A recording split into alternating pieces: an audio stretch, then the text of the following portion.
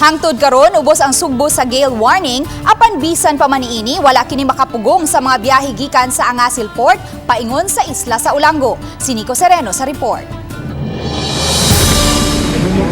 Daw wala malakip ang Angasil Port sa gale warning nga gipagawa sa Pag-asa. Mga pasahero padung sa isla sa Ulango galinya aron makasakay sa ferry boat nga mulawig pasado alas 9 kaganihang buntag.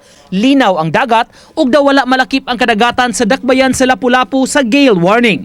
Ang gale warning usa ka pasidaan sa Pag-asa aron did-an ang mga sakayan sa kadagatan nga may gibug-aton nga 250 gross tonnage paubos nga mulawig.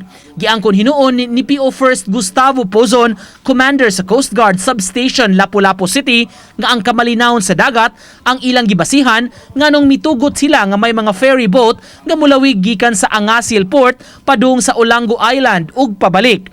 15 ngadto sa 20 minutos lang ang biyahe paingon sa Olango. 50% lang usab ang kapasidad sa ferry boat ang gitugtan nilang makasakay niini.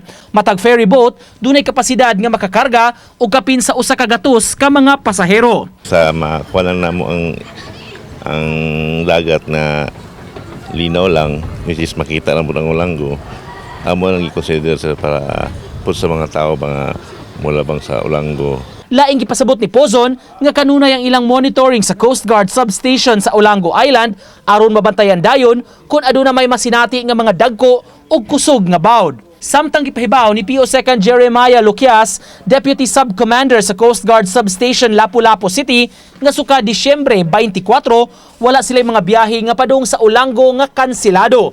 Iyang banabana nga sa bispiras sa Pasko lang, miabot sa 1,000 ka mga pasahero. Hinuon gitugutan lang nga makalawig ang mga ferry boat hangtod alas 5 karong hapon. Uban ni Marlon Melgazo, Nico Sereno, Balitang Bisdak.